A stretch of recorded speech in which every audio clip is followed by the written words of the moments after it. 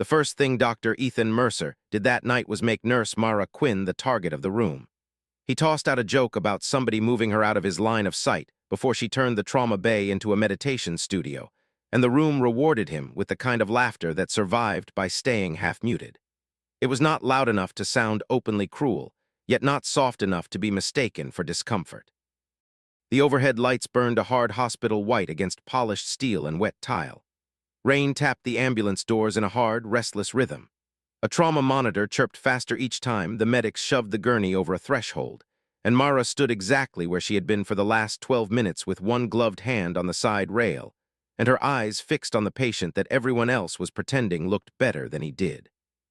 The patient had come in under soaked thermal blankets with a maritime extraction tag clipped to his chest, the handwriting already overwritten twice in a hurry. Coronado training accident, maritime extraction drill, blunt force impact, brief loss of consciousness, blood pressure soft but technically stable, respirations present, possible chest trauma. The chart language made him sound survivable in the way rushed paperwork often did. The man himself told a different story. He was broad-shouldered even while unconscious, and had the kind of physical bearing that made other people step aside without fully realizing why. There was dried seawater at his collar, raw skin across one set of knuckles, and a stillness gathering inside him that no printed transport summary had captured. 2 uniformed escorts had made it as far as the ambulance doors before security held them outside, which told the staff that his name mattered. Mara did not care that his name mattered. She cared that his breathing had changed.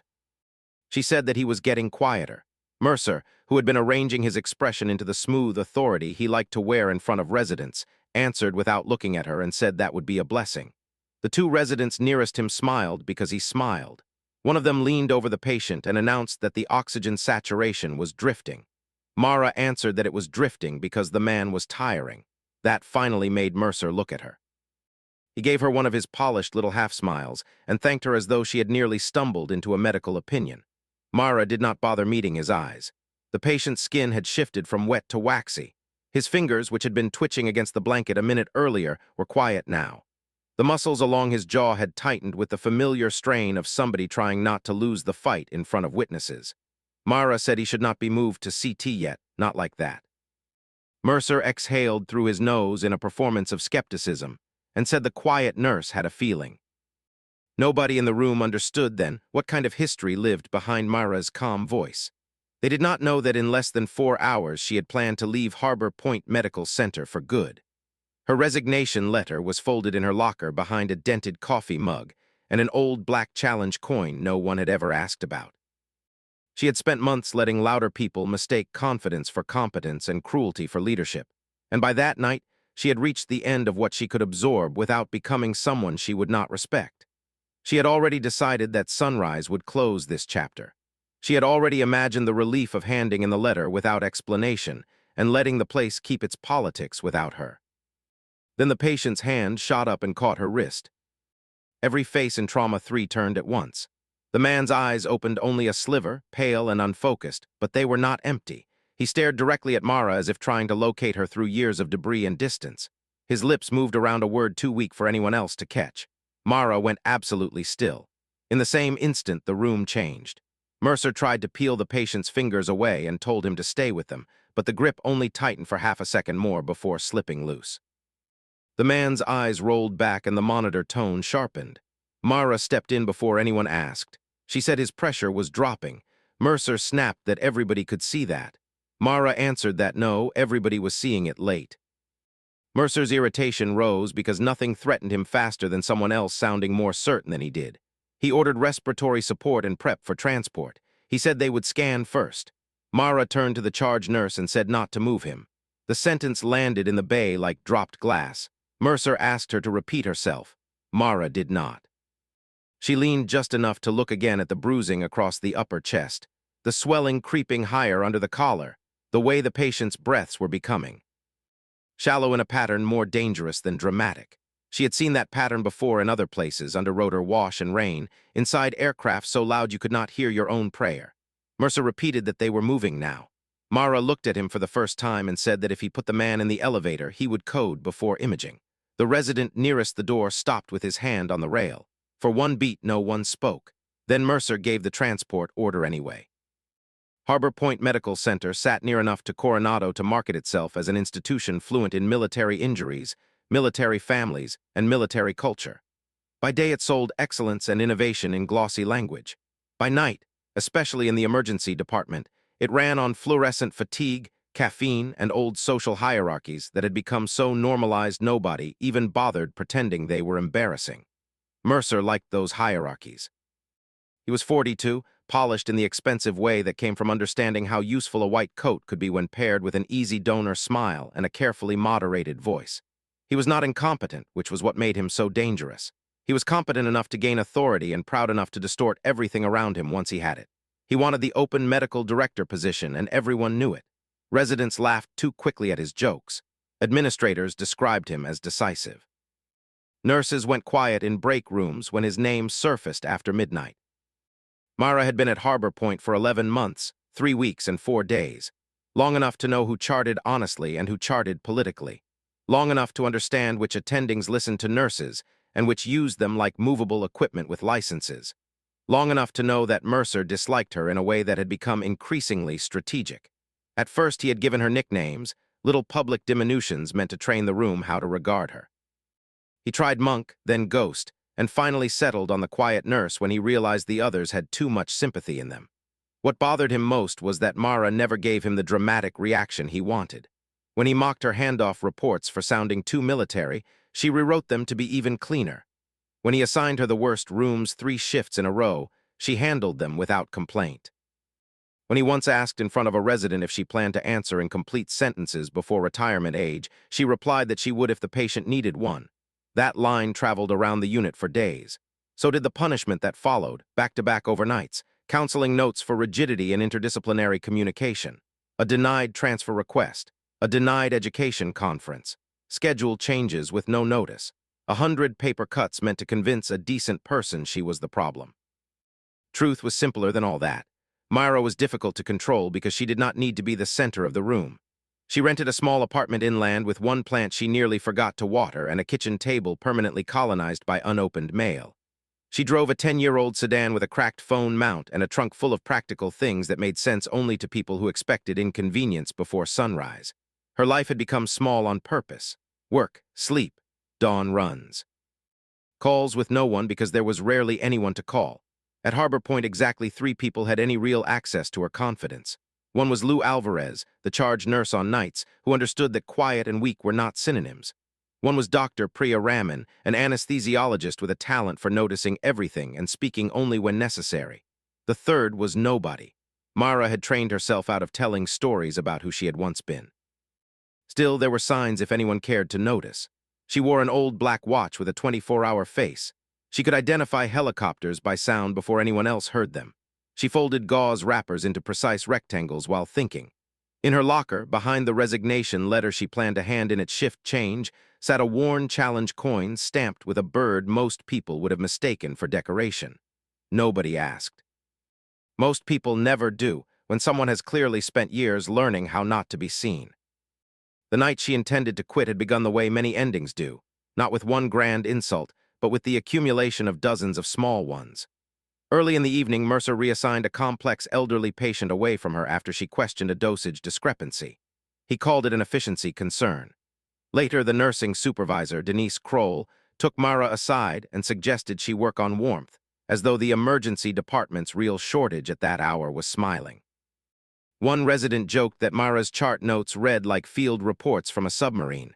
Near midnight, while she documented sepsis protocol, she overheard Merck telling an administrator that some nurses hid behind silence and procedure because they did not have clinical instinct. He spoke loudly enough for her to hear and smoothly enough for anyone else to pretend he had not meant it for her. At 12:14 in the morning, Mara opened her locker, touched the folded resignation letter once, and decided she would hand it in after shift change. No speech, no confrontation. She was too tired to explain herself to people committed to misunderstanding her. Then the weather changed. Rain came off the coast in a sharp gray band. The alert board lit up with a maritime training incident. Harbor Point shifted into that particular kind of readiness that never looks dramatic from the parking lot but tightens every hallway inside the building. One ambulance brought in a junior operator with a shoulder injury and mild hypothermia. Another brought a training officer with a fractured wrist. The third arrival came by military transport, and by the time its doors opened, the residents were already energized with the particular sharpness that sometimes comes from stress and sometimes from proximity to rank. Security appeared before the gurney did. Two men in wet civilian jackets with unmistakable military posture moved ahead of the transport team and then stepped back. The patient's name had already started traveling through the department in whispers. Commander Nathan Voss. Naval Special Warfare, decorated, operational, the kind of officer whose injuries generated phone calls before lab work. Mercer changed the moment he heard the name. He became smoother, louder, in quieter ways, the kind of doctor who pushed back his sleeves as though cameras might appear at any second. He asked for the report. The medic gave it quickly. Boat rollover during storm drill. Secondary impact during extraction. Commander Voss had pulled two men clear before collapsing. He had responded briefly en route and then declined. Possible chest trauma. Possible inhalation. No obvious external bleeding. Mercer said they had seen worse. Mara disliked the word good in a trauma bay. She disliked it more when she cut the patient's wet shirt free and saw the bruising spread across the upper torso. Priya Raman passed the doorway on her way to another case and paused just long enough to look in. Her eyes met Mara's. No words, but Priya slowed, which meant she had also seen enough to be uneasy. Mercer was already narrating for the residents. Contusion likely. Stabilize, image, move. Mara checked the monitor, then the patient, then the monitor again. The numbers were not terrible. The man was. That difference is what separates routine from catastrophe. Commander Voss regained consciousness once before the real crisis began. It lasted only seconds, long enough for him to drag air into lungs that sounded wrong, long enough for his hand to find the side rail, long enough for his eyes to open and move with unnerving purpose through the blur of fabric, lights, and strangers until they landed on Mara. Not on Mercer, who was talking, not on the resident adjusting the lead, on Mara. She leaned closer because every experienced nurse knows when a patient is trying to spend the last clean fragment of energy on something that matters. His lips parted. Mara heard only a breath-shaped fragment, something that was not quite her name but old enough to strike her like distant thunder. Then he slipped again and Mercer ordered transport. The hallway outside Trauma 3 brightened as CT came ready. Wheels unlocked, doors opened. Residents moved with that overeager urgency young doctors often mistake for competence. Mara told them to stop. Nobody did. She planted one hand on the gurney frame. Lou looked up from the charting station because Lou knew Mara never physically halted movement unless she believed the moment was already worse than it looked. Mercer told her to move. Mara scanned the patient again. Slight change in effort. Cooler hands, a pressure reading that seemed acceptable only if nobody compared it honestly to the pulse. Breaths too shallow. Voice gone, the gap between manageable and catastrophic closing. She told them to bring ultrasound back. Mercer laughed without humor and asked whether her intuition was tingling. Mara told him she wanted the man alive. That shut the resident up. Mercer stepped closer and lowered his voice because he thought quieter meant more dangerous. He told her she was out of line. Mara held his gaze and said he could document that after the patient survived. Priya came through the doorway then, still gloved from another room, taking in the monitor, the halted transport, and the arrangement of authority and resistance. She asked what the issue was. Mercer answered too quickly and said there was none, only that Nurse Quinn was delaying imaging. Priya looked at Mara instead. Mara said the patient was worse than the numbers. Priya looked at the bruising, the monitor, the patient's breathing, and that was N. She ordered the machine back. Mercer tried to protest, and Priya told him that the patient was in the room, not in his ego. The portable ultrasound rolled back in. Mercer took the probe himself, irritated by the necessity of disproving someone. The residents hovered uselessly. Lou watched the blood pressure cycle again. Mara stood at the head of the bed with one hand near the oxygen tubing, counting something only she seemed to hear. The image came up gray and abstract to everyone except the people trained to see disaster in shadows. Mercer's expression changed. Not dramatically, because men like him are careful with their faces, but the color drained. Priya leaned closer and saw it too. Mercer ordered the OR and suddenly the bay exploded into motion. Surgical alert. Massive transfusion protocol, another line, airway preparation, military escorts stiff at the door, a tech nearly colliding with a cart, a resident fumbling tubing, another nurse reaching for the wrong setup. Through all of it, Mara moved with a precision that had nothing to do with panic. She had blood ready before the order finished leaving Mercer's mouth. She corrected a mislabeled kit without looking twice. She rerouted the junior nurse away from the wrong tubing, reset the monitor lead a resident had poorly placed, and delivered the cleanest handoff the incoming surgical team would hear all week. She wasted no words. She performed no drama. She simply made the room coherent. One of the military medics at the doorway looked at her sharply when she finished, as if he had heard an accent nobody else recognized. Not regional, professional. Voss's pulse slipped lower. Mara put a hand on his shoulder and told him to stay with them. His eyes opened a crack. Whatever he saw in her face seemed to anchor him. He gave the smallest nod, then they moved him toward the elevator. Mercer went with the bed, Priya followed. The residents followed. The hall swallowed the noise. For one strange second, the bay was almost empty. Lou turned to Mara and asked how she had called it. Mara pulled off one glove and then the other. Her hands were steady. She said she had watched him. Lou answered that was not all she had done. Mara said softly that no, it was not. Emergency departments do not pause to honor near disasters. They lurch forward. Another ambulance came in. A child cried farther down the corridor. A printer jammed at triage. Environmental services got paged for something minor. The floor kept moving as though it had not just tilted. But the people who had been in Trauma 3 carried the moment differently. The junior resident stopped joking. The tech who had fetched blood kept looking at Mara as if she had solved something in front of him. One of the military escorts approached the desk and asked where the nurse from the bay had gone. When told she was charting, he nodded as though that answer meant more than it should have. Mara sat near the supply room and documented exactly what had happened. Time of decline, observed changes, recommendation against transport, physician present, ultrasound ordered or transfer. Her notes were spare and precise. She did not editorialize. She never did. She noticed Mercer only when his reflection crossed the dark edge of her monitor. He told her to walk with him. Lou heard the tone and straightened. Mara saved the chart and followed because refusing there would have turned the whole thing into theater, and Mercer liked theater too much already. He led her into the medication alcove, a narrow room of locked drawers and controlled access where even anger came out quiet. He closed the door and said she had embarrassed him in front of his team. Mara answered that she had stopped a bad transport. He said she had challenged an attending physician during an active trauma case. She replied that she had challenged a decision. He asked whether she understood chain of command. She said yes. He told her that apparently she did not. Mara had seen men more dangerous than Ethan Mercer lose control in smaller spaces. She had also learned long ago that the more someone needed you to rise emotionally, the more power you retained by refusing. So she stayed level. The patient had needed further evaluation before imaging.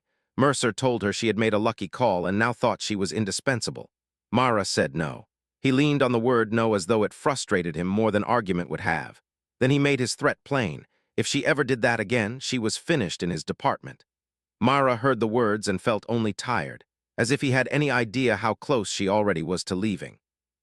As if his threat could still wound someone who had packed her exit in an envelope before midnight. He said he would file an incident report by end of shift and expected one from her too. Then he walked out. Lou was waiting when Mara returned to the station. Lou asked what he had said. Mara said only that he was filing. Lou muttered something dark. In Spanish, Mara sat back down and resumed charting. Lou told her it was not fine. Mara's fingers paused over the keys because kindness can become dangerous when someone is close to breaking.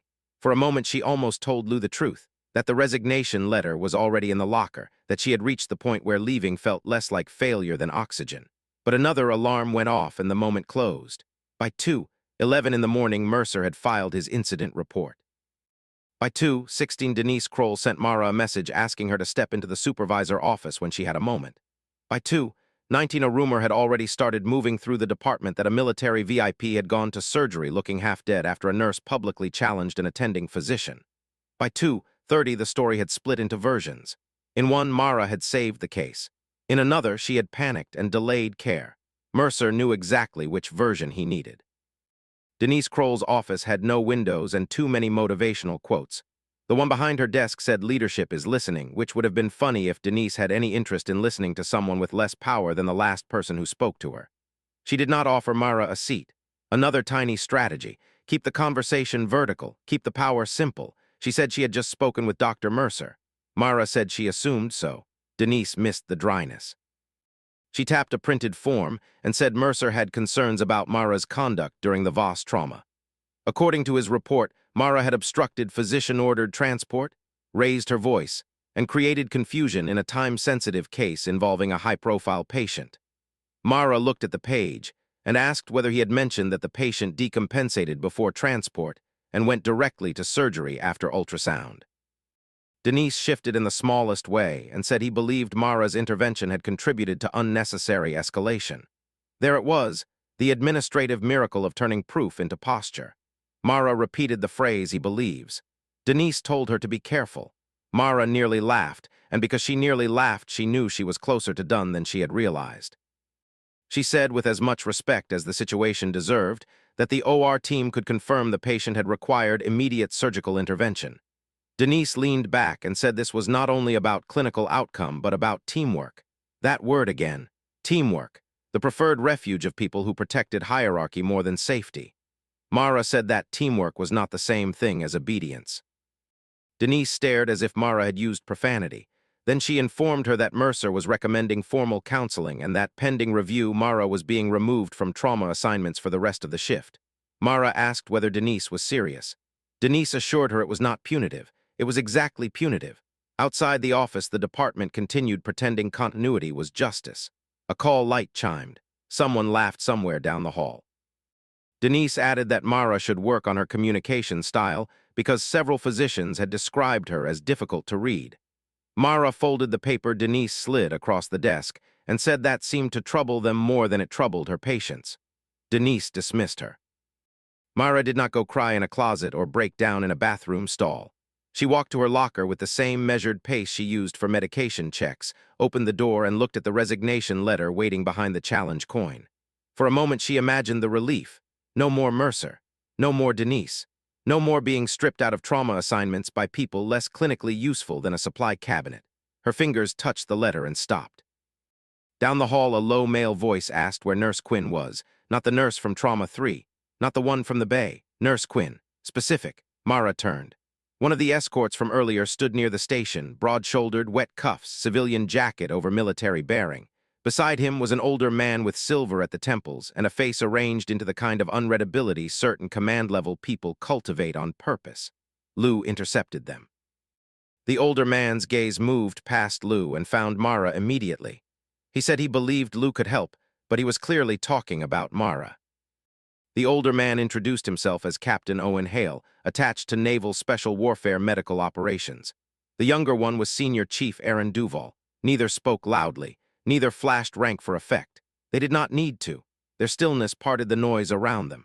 Hale said they understood Mara had been present during Commander Voss's intake and that they wanted a brief account of his condition on arrival.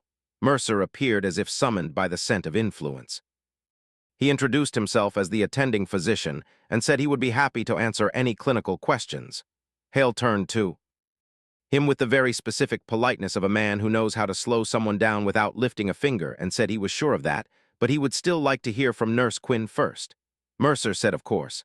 Mara noticed Duval watching her hands rather than her face, a military habit built on the assumption that action reveals more than expression. Mara summarized the intake. Responsive to pain. Intermittently verbal. Mechanism and presentation not consistent with routine scan-first transport. Signs of rapid decline despite superficially acceptable vitals. Requested reevaluation. Imaging delayed, transferred to OR after ultrasound. Hale listened without interruption and then asked what had made her halt transport. Mercer tried to explain the decision-making process, but Hale told him he had not asked. The entire nurses' station went quiet in pieces. Mara answered with one word. Pattern. Hale's eyes sharpened. Pattern from what? Most people would have softened then, chosen a safe generality. Mara chose precision without confession. She said from seeing patients compensate until they could not. Duval looked up at that. Hale nodded once as if a private note had just been confirmed. Minutes later, Hale and Duval were in a side room with the overnight administrator. Compliance was called in. Denise Kroll reappeared looking unsettled in a way Mara had never seen before. Nobody explained anything, which made it more unnerving.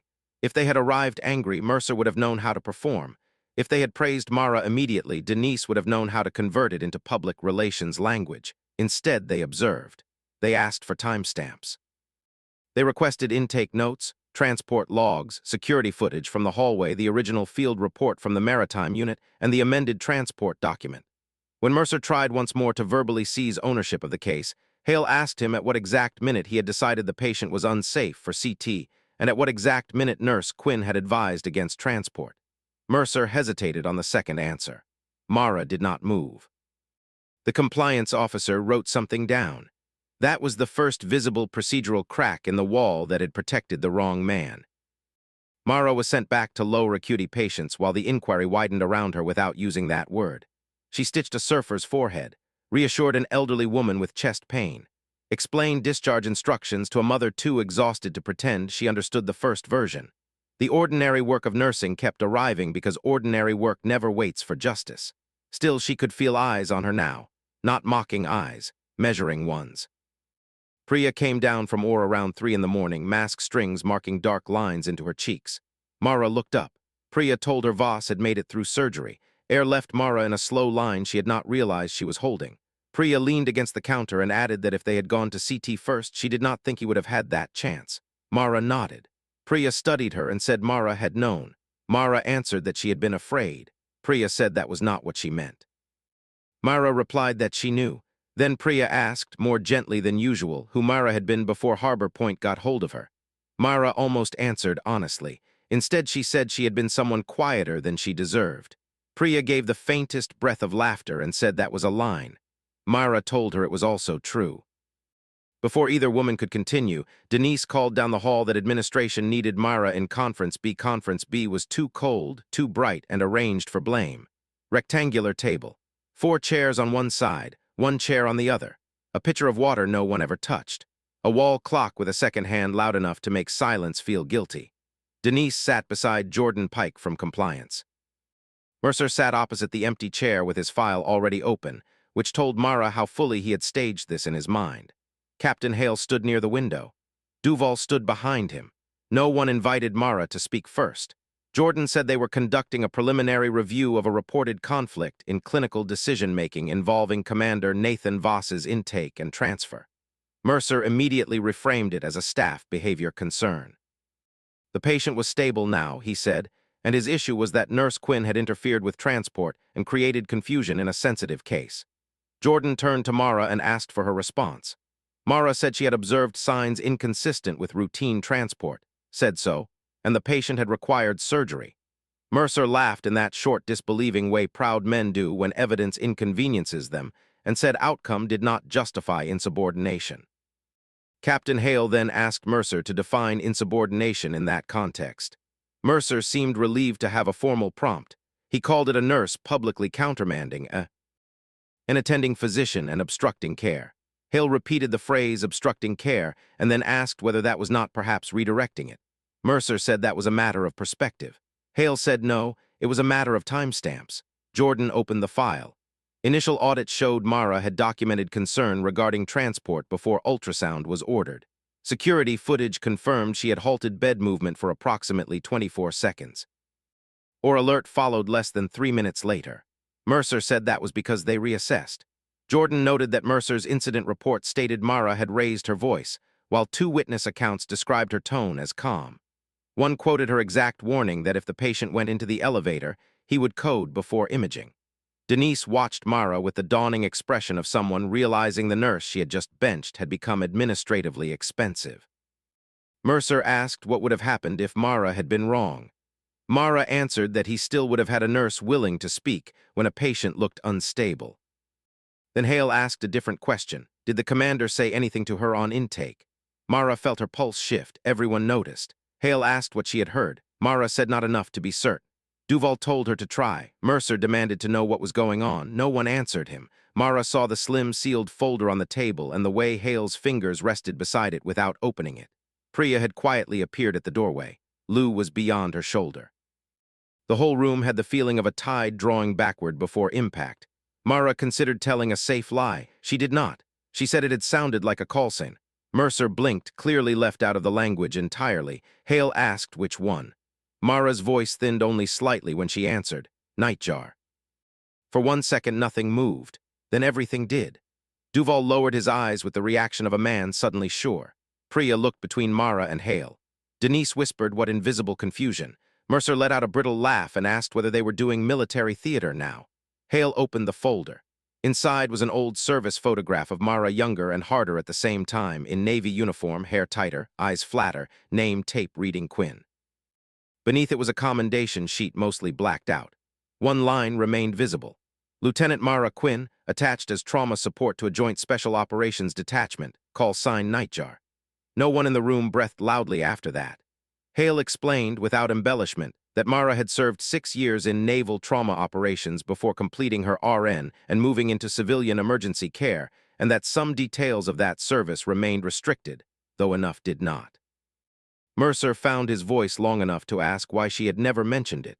Mara said simply that he had never asked.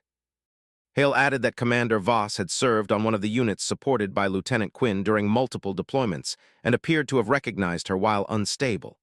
Duval said quietly that not many people had known that call sign. Mercer leaned back and tried a new argument.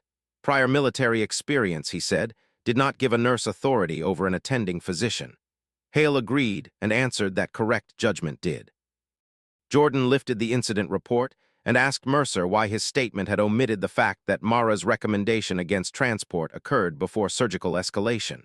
Mercer hesitated again, which was more revealing than any denial. He finally said he had not found it clinically relevant once the decision path changed. Jordan answered that it was clinically relevant now. Denise tried to pull the conversation back toward neutrality and said they should avoid turning the matter into a personality issue. From the doorway, Lou said it had become a personality issue when Mara was pulled from trauma after being right. No one told Lou to leave. The revelation was not only that Mara had once been extraordinary somewhere else. It was that Harbor Point's preferred story about her had depended on everyone assuming quiet meant limited and reserve meant uncertain, and a woman who did not advertise herself must not have much worth advertising. Mara did not feel triumphant. Exposure was not relief. Hale's folder had opened a door she had spent years welding shut, and behind that door lived more than competence. There were memories there. Wet rotor wash at 2 in the morning, boots slipping on metal, young men trying to joke through pain. The cost of always arriving after something had already gone wrong. And there was one night in particular, years ago, when Nathan Voss had been younger, angrier, and bleeding into a darkness full of sand and machinery, while Myra had held pressure on him and refused to let him disappear because she was tired of writing letters home for men who had almost made it. He had remembered, of course H.E. had remembered. Duval said the commander had asked, in recovery, whether Nightjar had been on his intake. At first they thought he was confused. Mara said he had been injured. Duval answered that he had been specific. Priya asked if Mara had known him. Mara said only that it had been a long time ago. Mercer seized immediately on the existence of prior history and suggested that perhaps personal connection had influenced her conduct. Hale's expression cooled. He asked whether Mercer was suggesting Mara had endangered Voss because she recognized him. Mercer retreated into abstraction and said emotion clouded judgment. Mara finally looked up then, and whatever Mercer saw in her face made him stop. It was not anger. Anger he would have understood. It was something older, steadier, and far less forgiving. She said she had recognized the pattern before she recognized the man. Priya nodded. Lou folded her arms. Jordan made another note. Hale closed the folder and said they would proceed on the evidence. Statements continued until dawn began whitening the parking structure visible beyond the conference room windows. Lou described the warning, Mercer's dismissal, the halted transport, and the speed with which surgery followed reevaluation. Priya stated in language precise enough to sound gentle that Mara's concern had matched the patient's actual deterioration, and that imaging first would likely have worsened outcome. A tech described blood preparation. A junior nurse described the wrong tubing Mara had corrected. Even one of Mercer's residents, after visible internal war with his own ambition, admitted that Mara had stayed calm while others scrambled. Mercer's account changed in increments, which was perhaps his worst mistake. First, Mara had interfered. Then she had voiced concern. Then she had strongly advised delay. Each shift made the previous one look less like memory and more like management. Jordan Pike, built to notice exactly that kind of erosion, noticed. Denise slid from stern to defensive and insisted they had acted on an attending physician's report in real time. Jordan pointed out that she had removed Mara from trauma before reviewing corroborating documentation. Denise called it temporary de-escalation. Jordan said it appeared retaliatory. Denise had no quick reply. A message arrived from post-op a little after 6. Commander Voss was awake enough for limited communication. Hale read it and looked at Mara. The commander was asking for her. Mercer seemed about to object on process or propriety, but Hale dismissed that possibility with a glance. Mara did not stand immediately. The request reached into two different lives at once. Professionally, a patient wanting the nurse from intake made sense. Personally, it opened a door into a version of herself she had worked too hard to bury. Priya said Mara did not have to go alone. Mara said she could go. She followed Hale and Duval upstairs. The post-op corridor smelled of warmed linens and antiseptic, a softer environment than the emergency department but never truly restful. Morning light filtered through blinds in pale gold lines. Voss lay slightly elevated in bed, pale but stable, monitors tracing his future in green and amber. Surgical dressings were clean. Oxygen flowed low. His eyes were closed when she entered. They opened at the sound of the door. For a second, he simply looked at her, not as a patient looks at a stranger in scrubs, but as one survivor looks at another person who once stood at the edge of a night and refused to move. His voice was thin with medication and pain, but the word was clear. Nightjar. The title fulfilled itself in the quietest possible way. No audience, no spectacle. Just a wounded commander in recovery whispering the name the men downstairs had never imagined belonged to the nurse they mocked. Mara stepped close. She used his first name, and even Hale seemed mildly startled by how rank evaporated in certain reunions. Voss admitted he had thought he was dead for a second. Mara told him he would have complained louder if that were true. He almost smiled and then winced. He said she had always known the signs first. Mara told him he should rest. He looked to Hale and told him to tell them. Hale said they were. Then Voss looked back at Mara and said he had heard someone in the dark telling a doctor not to move him and had known the voice. Mara said it had been years. Voss said not to him. She did not stay long. She checked his line, confirmed comfort, gave the bedside nurse a concise update, and turned to leave. Before she reached the door, he asked if she was leaving the place. Mara did not ask how he knew. Men like Nathan Voss had built entire careers on hearing what was not said aloud. She admitted she had been considering it. Voss told her not to decide before the truth finished walking through the building. It was not an order. It was advice from a man who knew exactly how long institutions could protect the wrong voice until evidence forced correction. Mara nodded once and left before the conversation could turn gentler. Gentleness was harder to absorb than pressure. Outside, Duval exhaled and said Voss had not used that call sign in front of outsiders in over a decade. Mara answered that she had not used it either.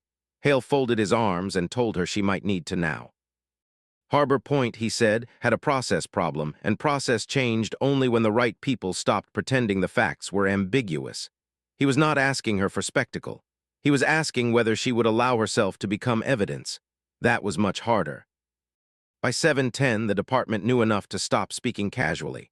Nobody said Nightjar out loud, but the mood had shifted from rumor to recalculation. Fresh day shift staff walked into a unit where the night staff looked as though they had witnessed a power outage no one else could see. Mercer tried to reclaim ground early. He arrived in a fresh white coat, hair reset, expression composed, and asked for the morning attending huddle as if the night had been challenging but ultimately well managed under his leadership. The room no longer responded the same way. Lou did not make room for him first. Priya did not greet him on her way through sign-out. Even Colin Reese kept his eyes on his chart. The huddle happened because institutions love routine even while they are bleeding from it. Nurses gathered. Residents lined the table. Denise hovered. 2 administrators appeared who had not planned to attend. Jordan Pike stood near the back with a tablet. Captain Hale stayed unobtrusive at the doorway, which mattered only because everyone kept recalibrating around him. Mercer started with case load, boarding, staffing shortages. Jordan interrupted before he got far. Jordan said they needed to address an overnight patient safety review before assignments. Everyone felt the oxygen leave the room. Mercer said it could wait. Jordan said no, it could not. Denise looked like she wanted the floor to open. Jordan spoke with the calm administrative cadence that makes consequences sound less like punishment and more like weather. Preliminary review indicated that a valid nursing escalation regarding unstable transport status had been minimized, mischaracterized in reporting, and followed by potentially retaliatory reassignment without adequate fact-finding. Every word landed in visible stages. Mara stood near the supply cabinet, neither centered nor hidden. Jordan continued. Effective immediately, Dr. Ethan Mercer was relieved of supervisory responsibility pending full peer review. Mara Quinn's reassignment was rescinded. A hostile work environment inquiry regarding interdisciplinary conduct had also been opened. Nobody moved. Human beings are often more stunned by power being checked than by competence being revealed. Mercer laughed once in disbelief and called it absurd. Jordan did not argue. He simply said further questions could be directed to medical administration. Mercer looked to Denise and found no rescue there. Then he made the mistake that finished him. He turned to the staff and asked whether they were really going to let one nurse with a military backstory rewrite an entire case. The phrase hung there in all its accidental ugliness. One nurse, military backstory, as though her judgment were a costume and not the reason the patient upstairs still had one more sunrise. Lou answered from across the huddle that no, they were going to let the chart, the footage, and the outcome rewrite his version. A quiet sound moved through the room. Not laughter, not quite approval, something more dangerous to a man like Mercer, collective recognition. He looked at Mara then, and for the first time there was no mockery in his face, only the late realization that he had underestimated someone who had never needed his permission to be formidable. He tried once more, saying Mara had failed to disclose prior operational ties to the patient, and that alone raised questions. Mara answered that she had disclosed what mattered when it mattered, and the patient had been crashing. Jordan added that there was no policy requiring staff to provide full-service biography as a precondition for being believed. Even a few day shift nurses had to look down to hide their smiles. Mercer yanked his badge lanyard free so abruptly it slapped the table and told them they were making a mistake. Hale finally stepped forward and said the mistake had already been made and the review was merely where everyone learned its name. Mercer left. The doors swallowed him. Public justice is rarely cinematic. It is forms, witness statements, badge access logs, security pulls, and people suddenly remembering details they had been comfortable ignoring when power felt permanent. Over the next 2 days, Harbor Point became a quieter version of itself. Mercer went on administrative leave. Denise Kroll was asked to step aside pending review of supervisory negligence and retaliatory action. Residents were interviewed separately. It confirmed chart timestamps and edits. Security pulled hallway footage. The transport medic submitted a supplemental statement clarifying that Commander Voss had visibly declined on arrival and that Mara had been the first person to articulate concern in the bay. There was no spectacular collapse, just the steady removal of excuses. That made it cleaner. Mara came back for her next shift expecting awkwardness. Instead, she found something more complicated. Some coworkers overcorrected and became suddenly too polite, as though respect could be retrofitted in a single weekend. Others looked embarrassed in her presence, caught between admiration and shame for how badly they had misread her. The best ones simply adjusted and treated her as they should have all along, as a skilled colleague whose value had never required mythology. Priya found her at the med cart and handed her a coffee without comment. After a moment she said that the place felt different. Mara answered that places often do once people stop mistaking noise for leadership. Priya asked whether Mara was still leaving. Mara looked at the coffee cup for a long second before saying she did not know yet. Priya accepted that answer without trying to shape it. That more than comfort felt like friendship. Lou was less restrained. Lou cornered Mara in the supply room before shift start and demanded to know whether she had really once been attached to naval trauma operations and simply chosen not to mention it for almost a year. Mara said yes. Lou demanded to know why. Mara said because Harbor Point was a hospital, not a reunion, and because some parts of a person do not improve by being offered to every room that thinks rank is the same thing as worth. Lou stared at her for a full second and then declared that she hated when Mara answered like a philosopher before hugging her anyway. Mara tolerated the hug with the same surprised stillness she tolerated all affection. Lou pulled back and swore she would personally drag Mara to HR if the place found a way to waste this chance at correction. Mara said that sounded probable. Lou said she meant it. Mara believed her. The hospital itself struggled through the familiar bureaucratic stages of embarrassment. Administration issued carefully worded statements about process review, collaborative safety, and recommitment to interdisciplinary respect.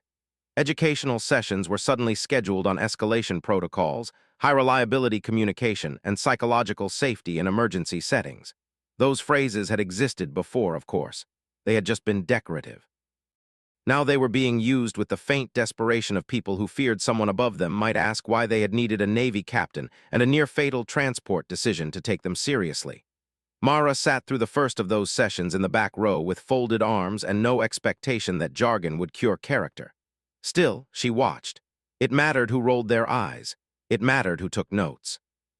It mattered which residents looked newly uncomfortable when examples resembling the Voss case were discussed without names attached. Colin Reese surprised her first. A few days after the incident, he asked if he could speak with her. Mara almost said no out of reflex. Instead, she followed him into an empty consult room. He looked painfully young there without Mercer nearby to shape his confidence. He admitted he had laughed that night because Mercer laughed and because he had assumed Mara was overstepping. He also admitted he had known, almost immediately after the ultrasound, that she had seen something he had not. He said he should have spoken sooner in the review before his own hesitation became cowardice. Mara listened without rescuing him from the discomfort. Finally, she said that the first useful thing a young doctor can learn is that shame is only valuable if it changes how he behaves next time. Colin nodded like he was writing the sentence down somewhere permanent. It was the first honest conversation they had ever had. Other changes came less formally. Nurses who had once kept their heads down around Mercer began speaking more plainly in rounds. One respiratory therapist who had watched months of condescension without intervening told Mara he was sorry for not stepping in earlier. A tech admitted she had never realized how much of the room's tone had been inherited from one man's need for dominance. Priya started pulling Mara into more case discussions not because Mara needed the invitation, but because the visibility mattered. The department's center of gravity had shifted, and everybody could feel it. Not permanently, not safely, but enough to prove that what had felt immovable had in fact only been unchallenged. Commander Voss remained in the hospital longer than he liked and shorter than the surgeons preferred. He improved with the impatience of someone. Unaccustomed to lying still, Mara did not go upstairs every day. She knew better than to blur professional lines just because history had resurfaced. Still, there were 2 more visits. On the first, he was more alert and less medicated, which meant he had regained the dry edge she remembered. He studied her as though confirming that time had altered the surface but not the core. He asked how civilian emergency medicine was treating her, and Mara said it was teaching her new meanings for patients. Voss said that sounded expensive. Mara agreed. He told her Hale had already made certain the record reflected what had happened in Trauma 3. She thanked him without overdoing it. He replied that she had once saved him in a desert and had now done it again in a building with worse politics. Mara told him buildings rarely improved the people inside them. On the second visit, he was in a chair by the window, stronger, dressed in hospital-issued sweats and irritation. The marine layer outside had pulled back enough to reveal a clean strip of blue over the city. Voss asked whether she had decided to stay. Mara said not yet.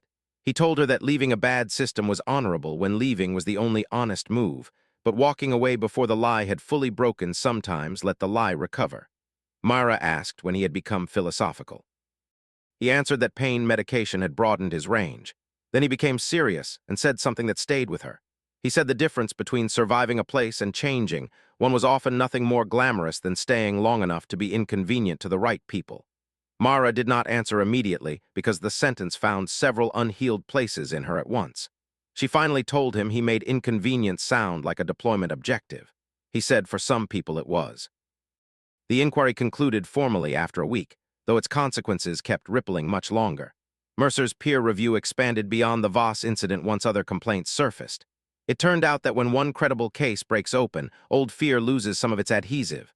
Nurses brought forward examples of public humiliation. Residents spoke, carefully at first and then more freely, about being coached to protect optics. A prior near miss in radiology was re-examined. 2 discrepancies in documentation timing surfaced that looked far less innocent in the new light. None of it made Mercer a cartoon villain. If anything, the ordinary nature of his behavior was more unsettling. He had simply been a proud, rewarded man given too much room to shape truth around himself. Administration eventually announced that he would not return to supervisory duties and later would not return at all. The statement used sanitized language about separation and professional transition. Everyone who mattered knew what it meant. Denise Kroll's fall was quieter but no less deserved. She remained employed for a time but lost supervisory authority and much of the invisible protection she had enjoyed by serving as a reliable translator of physician ego into nursing discipline. She tried once to speak with Mara in the corridor and frame the whole affair as an unfortunate systems failure from which everyone had lessons to learn. Mara listened just long enough to hear the shape of the dodge and then said that systems fail through people, not around them. Denise had no answer ready. For the first time since Mara had met her, Denise looked like someone standing in the cold without the right coat. The question of Mara's resignation letter lingered over all of it. She left it in her locker for 3 more shifts, then 4, then a week. Each time she opened the metal door, the folded paper waited behind the challenge coin like a version of herself that had not yet been told whether to stand down. She did not romanticize staying. Harbor Point had not become a sanctuary because one truth finally got daylight. Institutions improve unevenly and often resent the people who make improvement necessary. Mara knew that better than most, yet something inside the place had shifted in a direction she could respect enough not to abandon immediately. Lou was louder now in rooms where she had once measured every word.